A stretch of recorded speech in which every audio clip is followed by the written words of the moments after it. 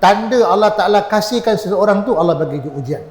Allah uji para rasul, Allah uji para nabi, Allah uji orang-orang saleh, orang-orang salaf, Allah Ta'ala uji para ulama. Ada yang kena bunuh, ada yang kena penjara, ya, ada yang kena tomahan, ada yang mati keluarga dia. Jadi ujian tak sama. Ada orang Allah uji masalah rumah tangga dengan isteri dia. Adalah Allah uji pada harta dia. Ada orang Allah uji pada anak dia bermasalah. Ada orang Allah uji pada siapa? Pada diri dia sendiri. Diri dia ada masalah. Ada orang Allah uji pada kawan dekat pejabat. Ada orang Allah uji pada apa? Pada jawatan dia, pada pangkat dia, pada kedudukan dia. Ujian tak sama. Ada orang Allah uji apa tuan-tuan? Orang banyak sakit hati pada dia. Dia tak ada buat apa pun, tapi orang tak suka pada dia. Allah uji kat dia. Ujian tak sama. Makin dekat kita pada Allah, ujian makin banyak besar.